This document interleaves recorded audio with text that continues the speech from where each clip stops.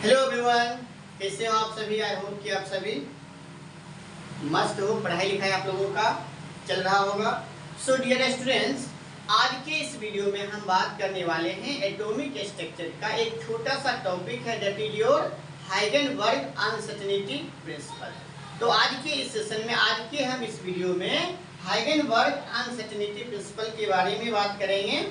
आज हम सिर्फ और सिर्फ इसके स्टेटमेंट देखेंगे, फॉर्मूला वगैरह देखेंगे, और आपका जो अपकमिंग लेक्चर होगा नेक्स्ट वीडियो में हम हाइजेनबर्ग अनसर्टेनिटी प्रिंसिपल के ऊपर बहुत सारे क्वेश्चंस करने वाले हैं। ठीक है, काहे कि इस टॉपिक से रिलेटेड क्वेश्चंस आता है एग्जाम में। आई एम श्योर डेफिनेटली इस टॉपिक से रिलेटेड न्यूमेरिकल क्वेश्चंस एग्जाम में आते हैं, लेकिन ऑब्जेक्टिव क्वेश्चन आएगा नहीं आएगा आई डोंट नो, मे भी आ सकता है। ठीक है, तो चलिए स्टार्ट करते हैं। तो ये जो टॉपिक है आपका क्लास 11 का केमिस्ट्री है, और केमिस्ट्री में आपका प्यारा सा एक चैप्टर है एटॉमिक स्ट्रक्चर। एटॉमिक स्ट्रक्चर का ही एक छोटा सा टॉपिक है हाइजेनबर्ग अनसर्टेनिटी प्रिंसिपल। तो सबसे पहले हम देखते हैं कि हाइजेनबर्ग अनसर्टेनिटी प्रिंसिपल को किसने प्रपोज किया। भाई आपको पढ़ने से ही पता चल रहा है, इस प्रिंसिपल को हाइजेनबर्ग नामक साइंटिस्ट ने प्रपोज किया। कब किया? इन 1927 में, याद रखिएगा। कब किया? 1927 में। अब हम बात करते हैं, ये जो आपका प्रिंसिपल है हाइजेनबर्ग अनसर्टेनिटी प्रिंसिपल जो है, ये आप दो चीज याद रखें। ये जो है आपका माइक्रोस्कोपिक पार्टिकल्स के लिए है, और दूसरी की बात मूविंग पार्टिकल के लिए। याद रख पाएंगे आप? माइक्रोस्कोपिक पार्टिकल, और दूसरा का मैंने क्या कहा? Moving particle. पार्टिकल होना चाहिए, लेकिन कैसा? मूविंग।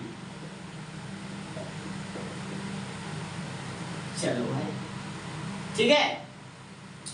तो देखो मैंने क्या कहा, ये जो आपका प्रिंसिपल है, this principle is valid only for microscopic particle and moving particle. वो जो आपका पार्टिकल होना चाहिए कैसा होना चाहिए? मूव करता हुआ होना चाहिए। वो पार्टिकल आपका गति करना चाहिए। ठीक है, अब यहाँ पर मैंने कहा माइक्रोस्कोपिक पार्टिकल क्या होता है? माइक्रोस्कोपिक पार्टिकल में भी आपका इलेक्ट्रॉन हो सकता है, प्रोटॉन हो सकता है, न्यूट्रॉन हो सकता है। Do not consider macroscopic particle, only for consider microscopic particle, that is your electron, proton and neutron. Okay, चलिए। अब ये इलेक्ट्रॉन, प्रोटॉन और न्यूट्रॉन क्या होता है भाई? Microscopic particles. ये फिर आप कह सकते हैं सब atomic particles.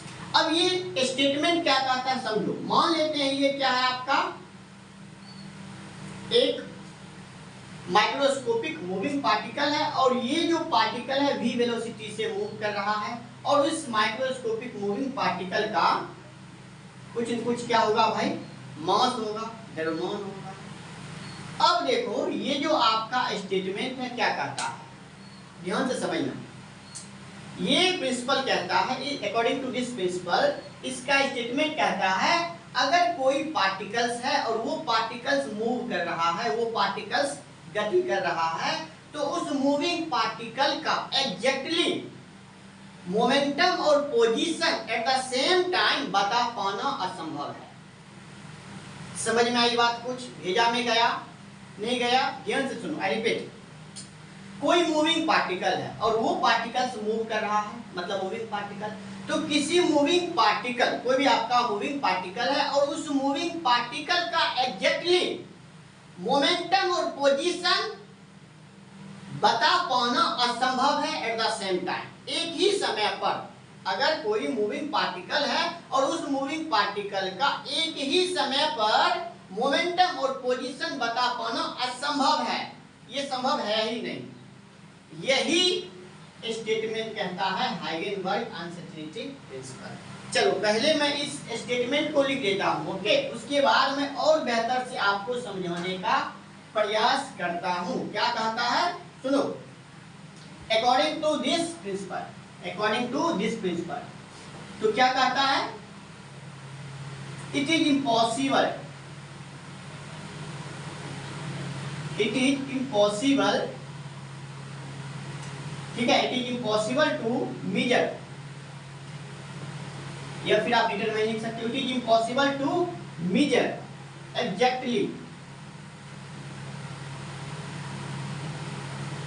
exactly both the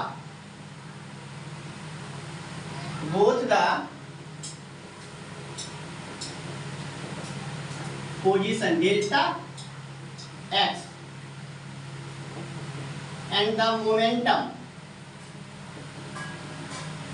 delta p of a microscopic moving particle at the same time you can write here simultaneously। कुछ समझ में आया? पहले तो पढ़ो इसको, मजे से पढ़ो, इत्मीनान से। It is impossible to measure exactly both the position and momentum of a microscopic moving particle at the same time, and you can write here simultaneously। ठीक है, कुछ समझ में आया? वैज्ञानिकों ने क्या कहा भाई? वैज्ञानिकों ने कहा कोई मूविंग पार्टिकल है, क्या है? कोई एक पार्टिकल है और वो पार्टिकल किसी वेलोसिटी से मूव कर रहा है, ठीक है, और उस मूविंग पार्टिकल का कुछ न कुछ अपना द्रव्यमान होगा, मास होगा। तो ये प्रिंसिपल क्या कहता है? किसी मूविंग पार्टिकल का एग्जैक्टली मोमेंटम और पोजीशन बता पाना असंभव है एट द सेम टाइम। एक ही समय में किसी मूविंग पार्टिकल का मोमेंटम और पोजीशन बता पाना असंभव है। सही बात समझ में आया? मैं फिर से रिपीट कर रहा हूं, एक बार मैं और बता देता हूं, फिर से बता देता हूं। मान लेते हैं ये इलेक्ट्रॉन है और ये इलेक्ट्रॉन आपका v वेलोसिटी से मूव कर रहा है और इस इलेक्ट्रॉन का क्या है भाई? कुछ न कुछ द्रव्यमान होगा और पता ही होता है आपका 9.1 × 10⁻31 केजी होता है इलेक्ट्रॉन का मास। तो एक मूविंग पार्टिकल है, ये आपका क्या है? माइक्रोस्कोपिक मूविंग पार्टिकल है और v वेलोसिटी से मूव कर रहा है। अब ये स्टेटमेंट कहता है कि ये आपका जो मूविंग पार्टिकल है, इस मूविंग पार्टिकल का एग्जैक्टली सही पोजीशन और मोमेंटम बता पाना एक ही समय में असंभव है। आप बता नहीं पाओगे एक ही समय में। बस इसका मतलब आपने कुछ न कुछ इसमें त्रुटि किया होगा। वैज्ञानिकों ने कहा इसमें कुछ न कुछ त्रुटि होगा, कुछ न कुछ एरर होगा। भाई हम तो पोजीशन, ना तो हम पोजीशन बता सकते हैं, ना ही हम मोमेंटम बता सकते हैं at the same time exactly. इसका मतलब उसमें कुछ न कुछ त्रुटि आया होगा, कुछ न कुछ एरर आया होगा। तो उन्होंने, वैज्ञानिकों ने एक फॉर्मूला दिया। क्या दिया? वैज्ञानिकों ने एक फॉर्मूला दिया। अगर मान लो कि मेरे को मान लो मैं एक इलेक्ट्रॉन हूँ, तो क्या मैं अभी क्या हूँ? रेस्ट में हूँ। मैं क्या हूँ? अभी रेस्ट में हूँ। तो क्या मेरा पोजीशन बता पाओगे? बिल्कुल मेरा पोजीशन आप बता पाओगे, मेरा मोमेंटम भी आप बता दोगे, क्योंकि मैं रेस्ट में हूँ। अगर मैं यहीं पर क्या कर रहा हूँ भाई? मूव कर रहा हूँ। अगर मैं यहीं पर क्या कर रहा हूँ? मूव कर रहा हूँ। तो क्या मेरा आप पोजीशन बता पाओगे? It is impossible. आप मेरा पोजीशन नहीं बता पाओगे और ना ही मोमेंटम बता पाओगे exactly at the same time, एक ही समय में। अगर मैं यहाँ से यहाँ मूव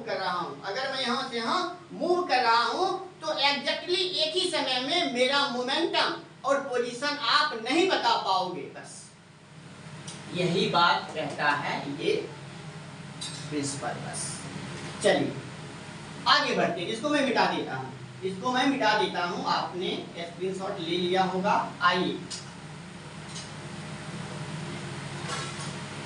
अब वैज्ञानिकों ने एक फॉर्मूला दिया। क्या दिया? एक फॉर्मूला दिया, delta P into delta X equal to और ग्रेटर देन HY4π। ये क्या होता है भाई? यहाँ पर डेल्टा का मतलब हो जाएगा आपका चेंज और P क्या है आपका? मोमेंटम है, एक्स क्या है आपका पोजीशन। ठीक है, चलिए ये फॉर्मूला क्या कहता है, ये फॉर्मूला कहता है, मान लेते हैं ये आपका एक माइक्रोस्कोपिक मूविंग पार्टिकल है जो v वेलोसिटी से मूव कर रहा है और इसका कुछ अपना द्रव्यमान होगा, मास होगा। ठीक है, अब वैज्ञानिकों ने कहा कि मोमेंटम और पोजीशन का जो गुणनफल होगा h/4 के बराबर होगा या उससे ज्यादा होगा। क्या होगा, ज्यादा होगा। और ये क्या होता है, अनसर्टेनिटी है भाई, ये क्या है, अनसर्टेनिटी है, मतलब कुछ न कुछ त्रुटि आएगा। और बेहतर से समझते हैं, अब ये क्या है आपका माइक्रोस्कोपिक मूविंग पार्टिकल है। अब यहाँ पर हम लिखते हैं पोजीशन और एक हम लिखते हैं मोमेंटम। देखो, अगर मान लेते हैं, मैंने क्या कहा कि ये आपका एक माइक्रोस्कोपिक मूविंग पार्टिकल है। अब आप exactly at the same time इसका मोमेंटम और पोजीशन आप नहीं बता पाओगे। क्या, मोमेंटम और पोजीशन आप नहीं बता पाओगे exactly at the same time. अच्छा, मान लेते हैं, चलो ठीक है, आपने इस माइक्रोस्कोपिक मूविंग पार्टिकल का मोमेंटम बता दिया, सॉरी पोजीशन बता दिया। अगर आप माइक्रोस्कोपिक मूविंग पार्टिकल का आपने अगर पोजीशन बता दिया तो फिर आप मोमेंटम नहीं बता पाओगे, अगर आपने इस माइक्रोस्कोपिक मूविंग पार्टिकल का मोमेंटम बता दिया तो फिर आप पोजीशन नहीं बता पाओगे। समझ में आई बात? दोनों को आप exactly at the same time determine नहीं कर सकते हो, कैलकुलेट नहीं कर सकते हो। अगर आपने माइक्रोस्कोपिक मूविंग पार्टिकल का आपने पोजीशन बता दिया तो भाई पोजीशन अगर आपने बता दिया फिर उसका मोमेंटम नहीं बता पाओगे exactly at the same time. अगर आपने मोमेंटम बता दिया फिर आप पोजीशन नहीं बता पाओगे। इसका मतलब कि इसमें कुछ न कुछ भाई त्रुटि आया होगा, इसमें कुछ न कुछ एरर आया होगा। अगर आपने मान लो कि हमने ये 100% कैलकुलेट करके पोजीशन बता दिया तो भाई आपने जो मोमेंटम निकाला होगा ये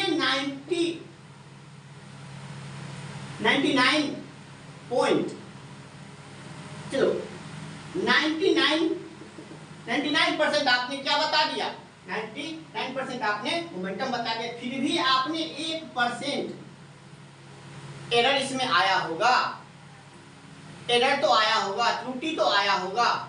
और इसी एरर को क्या बोलते हैं, अनसर्टेनिटी बोलते हैं। क्या बोलते हैं, इसी एरर को हम क्या बोलते हैं, अनसर्टेनिटी बोलते हैं। ठीक है, अब आते हैं यहां पर। अब यहां पर देखो, अब ये फॉर्मूला क्या कहता है, ये फॉर्मूला कहता है मोमेंटम और पोजीशन का जो गुणनफल होगा, जो वैल्यू आएगा, जो अनसर्टेनिटी आएगा, दोनों के प्रोडक्ट का h/4 के बराबर होगा या इससे ज्यादा होगा। मुझे बात, अब कितना एरर आया होगा, कितना अनसर्टेनिटी आया होगा, तो delta P into delta X का जब आप मल्टीप्लाई करोगे, गुना करोगे, उतना अनसर्टेनिटी आया होगा। कितना, h/4 के बराबर या उससे ज्यादा अनसर्टेनिटी आया होगा, उतना एरर आया होगा। मुझे बात, आइए यहां पर देखिए, मैंने क्या कहा, डेल्टा आपका चेंज है। डेल्टा P क्या होता है भाई, आपका डेल्टा P होता है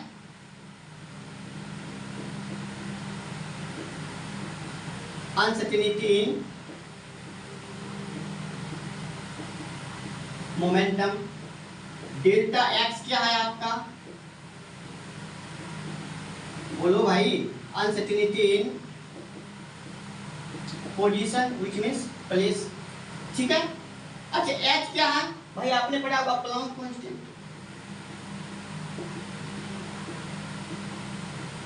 इसका वैल्यू कितना होता है, 6.626 into 10 की पावर -34 जूल सेकेंड इसका वैल्यू होता है। और 4 पाई ऑल्सो है कांस्टेंट। पाई का वैल्यू पता है हमें 3.14 या फिर 22/7। ये बात समझ में आई। तो ये आपका एक मेन फॉर्मूला हो गया। अच्छा यहाँ पर देखो, अगर मैं इस फॉर्मूला को अगर यहाँ पर क्या लिख सकता हूँ, एक तो ये फॉर्मूला हो गया। अच्छा एक चीज बताओ हमें, इस फॉर्मूला को हम m into delta v into delta x equal to और greater than h by 4 pi लिख सकता हूं। बोलो क्यों भाई? क्योंकि मोमेंटम बराबर क्या होता है, मास इनटू वेलोसिटी होता है भाई, मास इनटू वेलोसिटी। तो हमने क्या कर दिया, डेल्टा p के जगह पर हमने क्या रख दिया, m इंटू वी रख दिया, m इंटू वी रख दिया। और ये m क्या होता है, मास ऑफ पार्टिकल्स। ठीक है, अब आप कहोगे कि m के जगह पर आप डेल्टा क्यों नहीं रखे? भाई डेल्टा का मतलब होता है चेंज। तो मान लो ये आपका क्या है, v वेलोसिटी से कोई मूविंग पार्टिकल है और इसका क्या होगा, कुछ द्रव्यमान होगा। तो भाई किसी भी मूविंग पार्टिकल का द्रव्यमान थोड़ी ना चेंज होगा, उसका द्रव्यमान क्या रहता है, कांस्टेंट रहता है, नियत रहता है। याद रखो, किसी मूविंग पार्टिकल का अगर मैं यहाँ से यहाँ रन कर रहा हूँ तो मेरा वेलोसिटी चेंज हो रहा है, ना कि मेरा मास। तो मास क्या होता है भाई, कांस्टेंट रहता है, नियत रहता है, इसीलिए हमने इसके आगे डेल्टा नहीं लगाया। और ये क्या है, v, और v क्या होता है भाई, वेलोसिटी होता है। उस अगर कोई कण मूव कर रहा है तो मूव कर रहा है, इसका मतलब उसका वेलोसिटी हर क्षण हर पल बदल रहा है, इसीलिए हमने क्या लगाया, डेल्टा v। और डेल्टा x पोजीशन भी बदल रहा है, ये हम लिख सकते हैं, बिल्कुल लिख सकते हैं। अच्छा यहाँ पर देखो, अगर मैं यहाँ पर क्या करूं, delta v into delta x greater than और इक्वल टू क्या हो जाएगा, h बाय 4 पाई। और m को आप इधर ला सकते हो, तो न्यूमेरिकल बनाने के लिए ये सभी काम आएगा, याद रखिए। अच्छा कई टीचर क्या करेंगे, डेल्टा x बराबर, देखो अगर आपको न्यूमेरिकल बनाना है तब इसकी जगह पर क्या रखेंगे, हम बराबर रखेंगे, इक्वल टू का साइन रखेंगे। ठीक है, डेल्टा x, अब हम क्या रखेंगे, डेल्टा x उसके बाद h बाय 4 पाई और हम m इंटू v, ये भी हम रख सकते हैं। तो ये आपके ऊपर डिपेंड करता है। तो सबसे मोस्ट इंपॉर्टेंट है ये दो फॉर्मूला, एक दो, ये सबसे ज्यादा इंपॉर्टेंट है। और यही होता है आपका हाइजेनबर्ग अनसर्टेनिटी प्रिंसिपल होता है। क्या होता है, हाइजेनबर्ग अनसर्टेनिटी प्रिंसिपल होता है। आगे हम थोड़ा और बात करते हैं, आगे हम थोड़ा और कुछ बात कर लेते हैं। एक चीज और समझो आप, अगर मान लो भाई, आप समझो, अगर मान लो ये आपका माइक्रोस्कोपिक मूविंग पार्टिकल है और v वेलोसिटी से जा रहा, मूव कर रहा है, ठीक है। और मैंने यहाँ पर क्या लिखा, पोजीशन और मोमेंटम, बहुत इंपॉर्टेंट है, ध्यान से समझना। मैंने क्या कहा, अगर कोई आपका मूविंग पार्टिकल है, ठीक है, अगर आप उस मूविंग पार्टिकल का, चलो आपने क्या बता दिया, पोजीशन बता दिया, तो फिर उसका आप मोमेंटम नहीं बता पाओगे। अगर आप उसका मोमेंटम बता देते हो exactly at the same time, तो फिर आप उसका पोजीशन नहीं बता पाओगे। ठीक है, मैंने ये चीज कहा, तो ध्यान से सुनो। तो मान लेते हैं, चलो आपने क्या बता दिया, exactly at the same time उस मूविंग पार्टिकल का आपने पोजीशन बता दिया। भाई आपने अगर पोजीशन बता दिया, इसका मतलब उस पोजीशन में कोई एरर नहीं आया होगा, कोई गलतियां नहीं आया होगा, कोई अनसर्टेनिटी नहीं आया होगा। इसका मतलब पोजीशन बराबर जीरो, पोजीशन बराबर जीरो। और फिर अगर आप ये सही सही बता दोगे, तो फिर इसको आप मोमेंटम सही सही नहीं बता पाओगे। इसका मतलब आपने पोजीशन को exactly at the same time position आपने बता दिया। तो भाई पोजीशन अगर आपने बता दिया, इसका मतलब पोजीशन बराबर जीरो, इसमें कोई एरर नहीं होगा, कोई अनसर्टेनिटी नहीं होगा।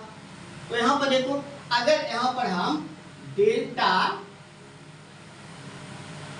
अगर मैं यहाँ पर क्या पुट करूंगा, जीरो, तो हम यहाँ पर डेल्टा p बराबर क्या हो जाएगा एच बाय 4 पाई, और डेल्टा एक्स को आप इधर लाओ, इधर लाओ, इधर लाओ। अब यहाँ पर डेल्टा पी बराबर, तो यहाँ पर है ही एच, अच्छा 4 पाई, और डेल्टा एक्स की जगह पर आप क्या रखोगे 0। अगर आप 0 रखोगे तो पूरे से मल्टीप्लाई करोगे क्या होगा, इसका मतलब डेल्टा पी क्या हो जाएगा आपका इनफाइनाइट हो जाएगा। डेल्टा पी का जो वैल्यू आएगा क्या होगा भाई आपका इनफाइनाइट आएगा। बुझे बात बुझे। अगर आपने पोजीशन को बता दिया सही सही, तो अगर आप पोजीशन बता दोगे इसका मतलब पोजीशन आपने सही सही बता दिया, इसका मतलब इसमें कोई एरर नहीं, कोई एरर नहीं मतलब 0। अगर आप डेल्टा पी निकालोगे और डेल्टा एक्स को इधर लाओगे, यहाँ पर आप वैल्यू रखोगे, तो डेल्टा पी का जो वैल्यू होगा क्या होगा इनफाइनाइट होगा। अगर आपने उस मूविंग पार्टिकल का क्या बता दिया, मोमेंटम सही सही बता दिया, क्या बता दिया आपने, मोमेंटम सही सही बता दिया इसका, और फिर मोमेंटम सही सही बता दोगे, फिर इसका पोजीशन नहीं बता पाओगे, और जब पोजीशन नहीं बता पाओगे इसका मतलब मोमेंटम क्या हो जाएगा आपका 0। अगर आप मोमेंटम 0 कर देते हो तो हम यहाँ पर क्या लिखेंगे, delta X equal to H Y 4 pi delta P, और यहाँ पर 4 पाई डेल्टा पी की जगह पर आप रखोगे 0, तो यहाँ पर क्या हो जाएगा डेल्टा एक्स इनफाइनाइट हो, डेल्टा एक्स फिर क्या हो जाएगा आपका इनफाइनाइट हो जाएगा। मुझे बात समझ में आ रही है। वीडियो का लेंथ थोड़ा ज़्यादा होगा, कोई बड़ी बात नहीं है, क्योंकि मैं समझा ज़्यादा रहा हूँ, ठीक है। तो मैंने जो फॉर्मूला बताया बहुत इंपॉर्टेंट है, वो आप याद रखो, मैं यहाँ पर लिख देता हूँ। पहला फॉर्मूला क्या है भाई, delta P into delta X equal to और greater than H Y 4 pi, this is your first formula. M into delta V into delta X equal to और greater than H Y 4 pi, this is your second formula. ये याद रखो, ठीक है। थोड़ा और मैं आपको एक चीज और बताना चाहता हूँ, ध्यान से देखो।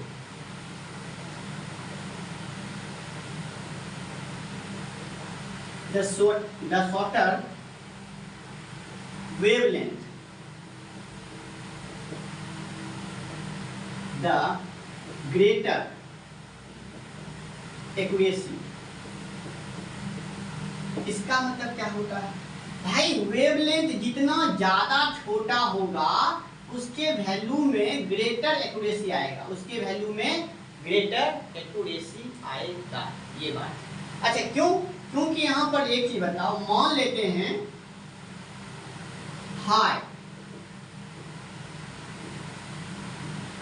High energy of photon, high energy of photon, ठीक है। अगर हाई एनर्जी ऑफ फोटोन को मैं एक इलेक्ट्रॉन पर क्या कर रहा हूँ, स्ट्राइकिंग करवा रहा हूँ, क्या कर रहा हूँ, स्ट्राइकिंग करवा रहा हूँ।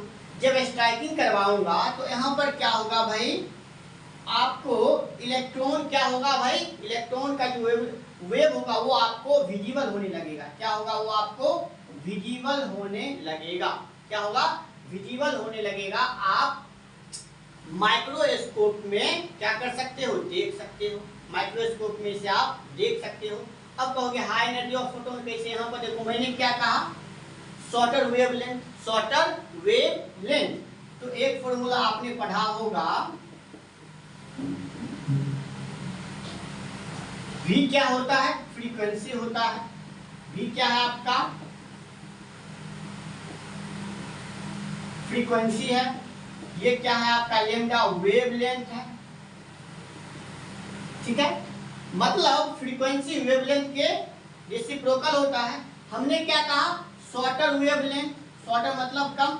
अगर मान लो ये आपका क्या है, वेवलेंथ छोटा, सॉरी हाँ, वेवलेंथ अगर आपका क्या होगा छोटा तो फ्रीक्वेंसी ज्यादा, और फ्रीक्वेंसी फ्रीक्वेंसी जो होता है एनर्जी के डायरेक्टली प्रोपोर्शनल होता है, एनर्जी के डायरेक्टली प्रोपोर्शनल होता है। तो मैंने कहा शॉर्टर वेवलेंथ, तो शॉर्टर वेवलेंथ इसका मतलब वेवलेंथ छोटा तो फ्रीक्वेंसी ज़्यादा, और फ्रीक्वेंसी ज़्यादा तो एनर्जी भी ज़्यादा, काहे की फ्रीक्वेंसी एनर्जी के डायरेक्टली प्रोपोर्शनल होता है।